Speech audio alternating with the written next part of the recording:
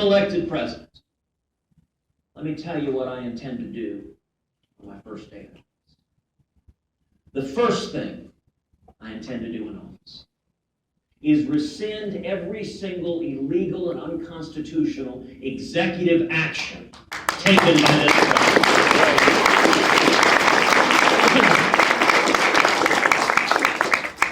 President Obama is fond of saying he's got a phone and he's got a pen.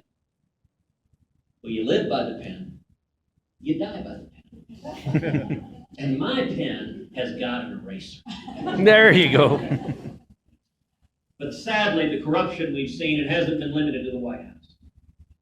It has pervaded the entire federal government, including a Department of Justice that is the most partisan and lawless Department of Justice we have ever seen. My first day in office, the second thing I intend to do is instruct the United States Department of Justice to open an investigation into Planned Parenthood.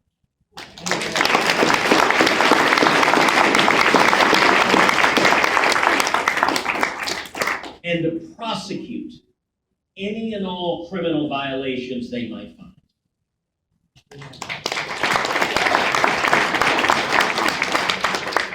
You know, the administration of justice should be blind to party or ideology. The only fidelity at the Department of Justice should be to the Constitution and the laws of the United States of America.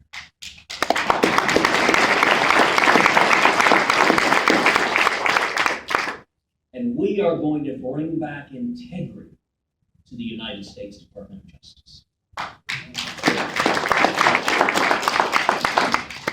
The third thing I intend to do on the first day in office is instruct the Department of Justice and the IRS and every other federal agency that the persecution of religious liberty ends today.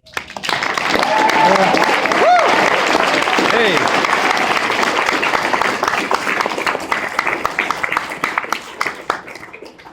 That means that every serviceman and woman can pray and worship God, and your commanding officer has nothing to say about it.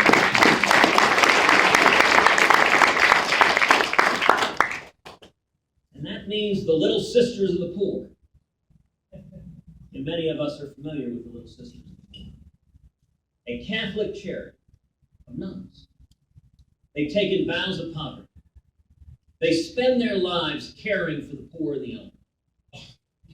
Right now, today, the Obama administration is litigating against the Little Sisters of the Poor, trying to impose millions of dollars of fines on them under Obamacare in order to try to force the sisters to pay for abortion-inducing drugs for others. Now, let me give you all a real simple rule of thumb. If you're litigating against nuns, you've probably done something wrong. In January 2017, instead of receiving a legal summons from the Obama Justice Department, the Little Sisters of the Poor will receive instead notification that the case against them has been dismissed.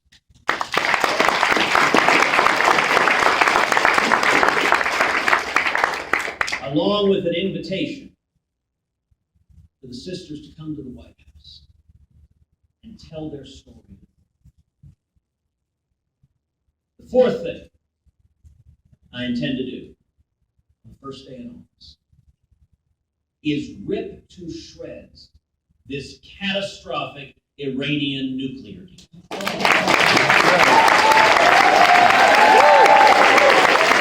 Yeah. The single greatest national security threat facing America today is the threat of a nuclear Iran.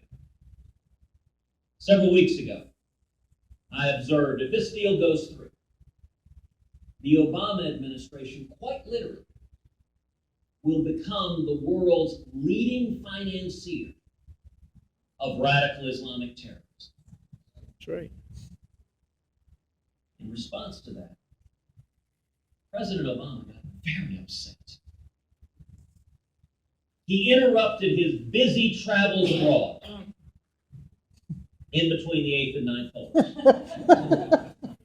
to attack me directly. He said, "That is ridiculous. You can't use language like that. That rhetoric is too much. Don't say that." Sadly, it wasn't just President Obama. Republicans, too. Mitt Romney tweeted to the world, "Cruz's rhetoric is too much. It's over the line. Do not say that." And likewise, Jeb Bush said very much the same thing. Don't say such a thing. Don't use that rhetoric. Let me give you all a very, very simple. Truth is not rhetoric. That's right.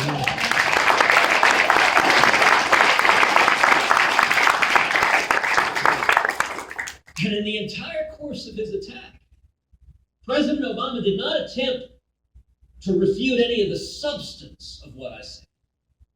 So let's review the facts. Fact number one.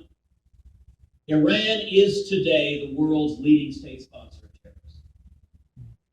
Fact number two. If this deal goes through, over $100 billion will flow directly into Iran. Fact number three. If that happens, billions of those dollars will go directly to Hamas, to Hezbollah, to the Houthis, to radical Islamic terrorists across the globe. And those jihadists will use those billions to murder Americans, to murder Israelis, to murder Europeans. If President Obama doesn't like the rhetoric of his administration becoming the world's leading financier of radical Islamic terrorism, there is an easy solution. Stop financing radical Islamic terrorism.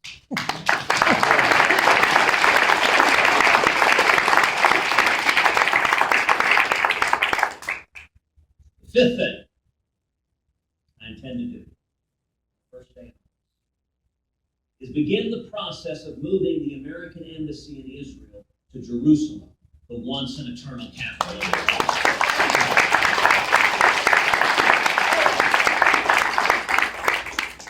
And you know, a lot of presidential candidates, both Democrats and Republicans, have made that exact same promise. And yet, inevitably, when they get in office, they don't follow.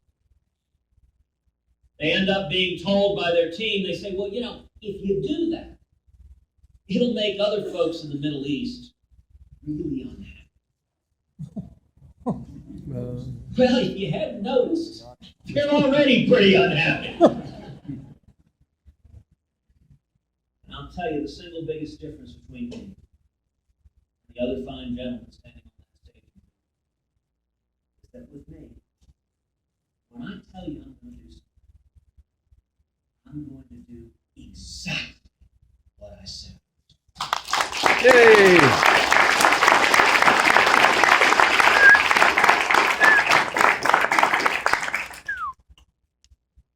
That's day one.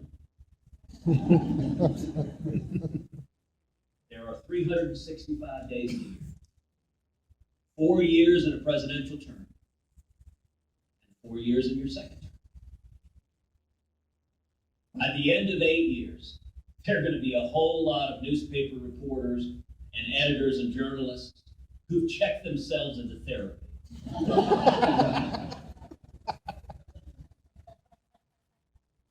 In the days that follow, I will go to Congress, and we will repeal every word of Obamacare. Hey! Yeah!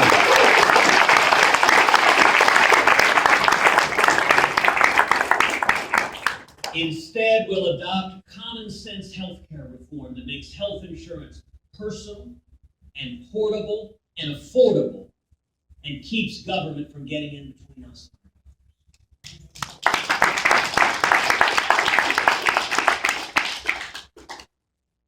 In the days that follow, we will finally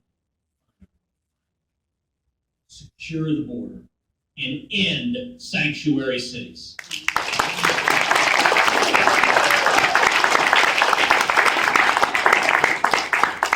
And we will stop the Obama administration's indefensible practice of releasing violent, criminal, illegal aliens into the general population.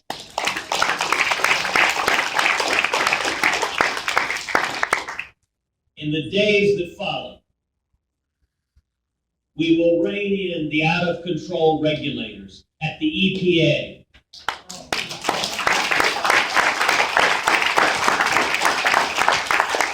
and the NLRB and OSHA and the Department of Labor and the alphabet soup who have descended upon small businesses and crushed jobs. In the days that follow, I will direct the Federal Department of Education, which should be abolished.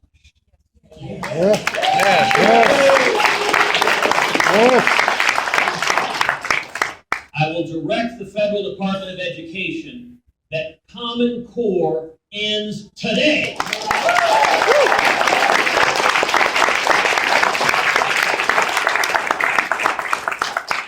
In the days that follow, we will rebuild. And we will honor the commitments we've made to our soldiers and sailors and airmen and Marines.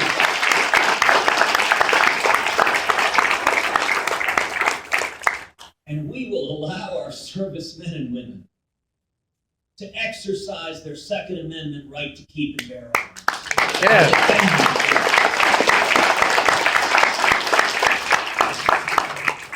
The next time a jihadist shows up at a recruiting station in Chattanooga, he's going to encounter the business end of firearms wielded by a dozen Marines.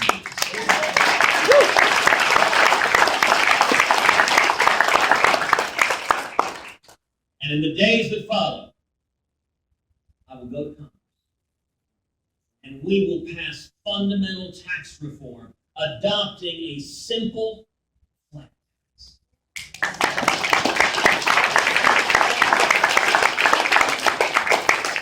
Where every American can fill out his or her taxes on a postcard.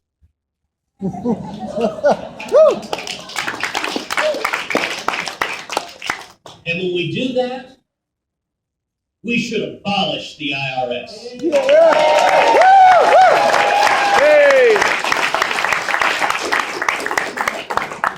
There are about 90,000 employees at the IRS. We need to padlock that building. Take all 90,000, put them down on our southern border. Hey!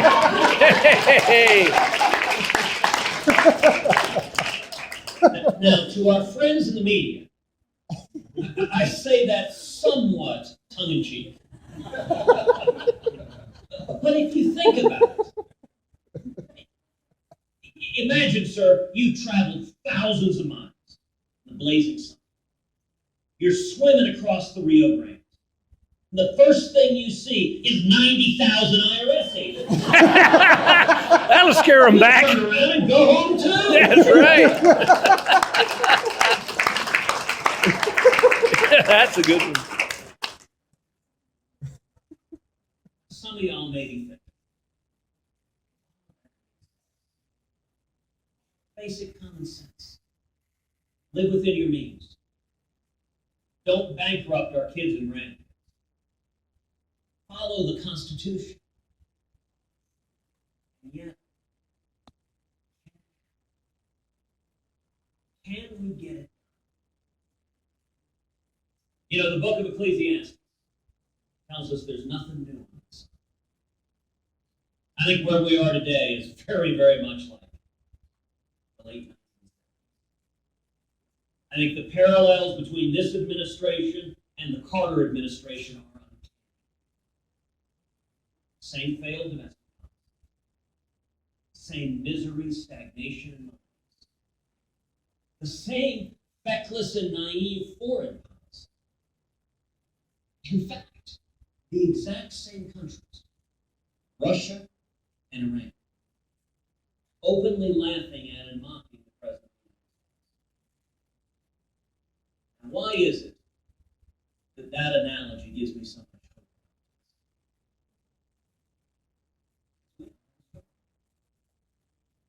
In the late 1970s and 1980s, all across this country, millions of men and women rose up and became the Reagan Revolution.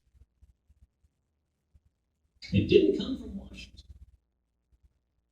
Washington despised Ronald Reagan. By the way, if you see a candidate who Washington embraces, run and hide. Yeah.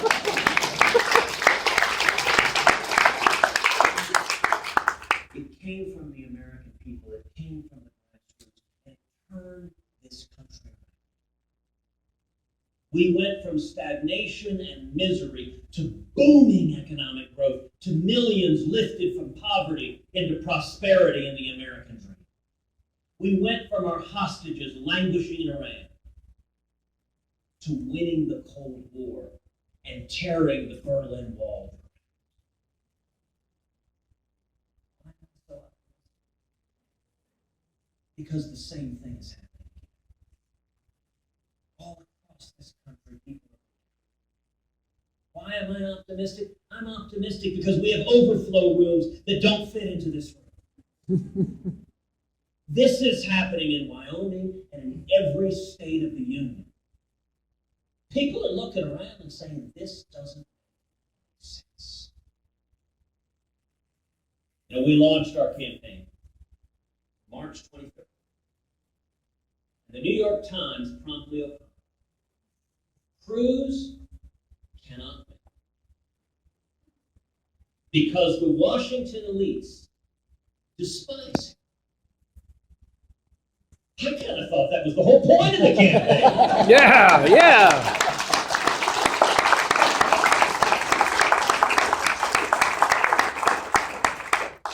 Look, if you think things are going great, that we need to keep going in the same direction, just kind of fiddle around the edges, then I am.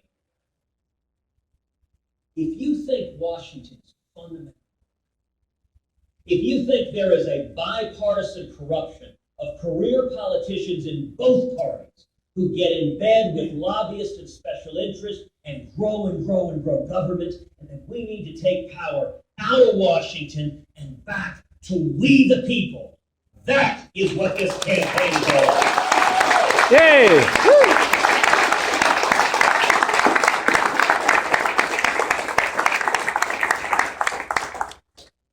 Well, the times went on. I said, okay, maybe the grassroots are going to be, but it ain't going to happen. The Washington elites control all the money and all the lobbyists there with other candidates who aren't going to rock the boat or are going to keep that gravy train flowing. But you know, a few weeks ago, all the campaigns filed their fundraising. Out of 17 Republican candidates, do you know which campaign raised the most hard money? We did. I didn't know that. In just over 3 months, we raised $14.3 million.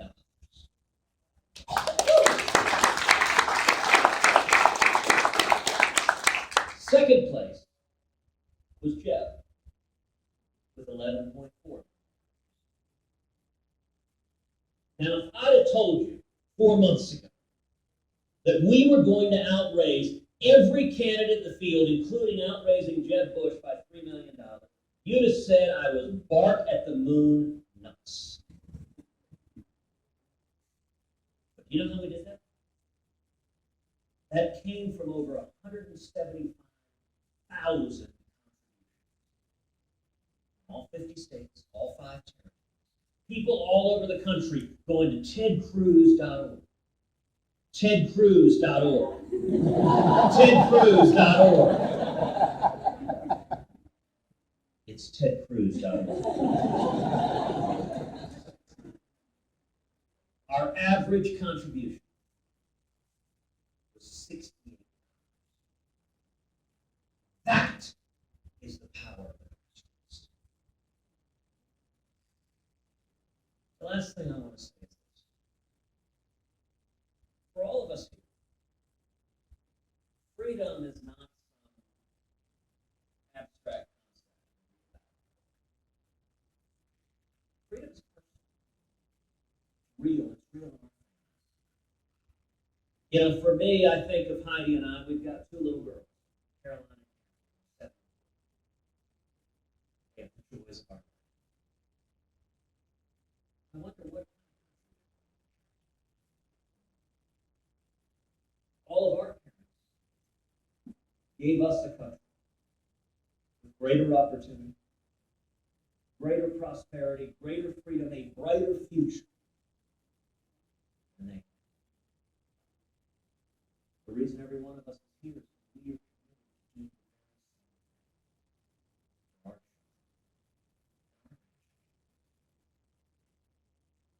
I also think about my dad is from Cuba. He was born in Cuba, he grew up. He was a teenager. Just 14 years old. He began fighting in the Cuban Revolution. When he was 17, my father was thrown in prison. They tortured my dad. He fled Cuba in 1957. Came to America. He couldn't speak English. He had nothing. He had $100 that was sewn into his underwear.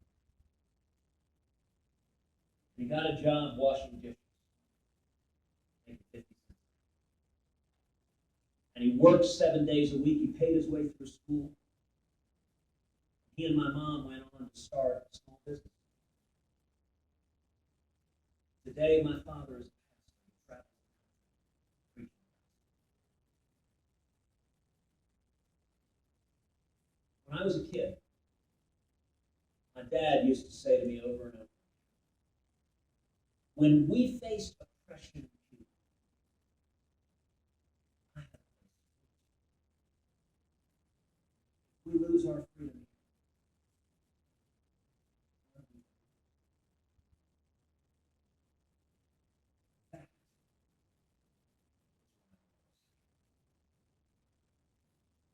Because we are not content. We are not content to give up our children and grandchildren. We are not content to surrender freedom or to surrender the Constitution of the United States. And together, if we stand together, we will restore the shining city that is the United States.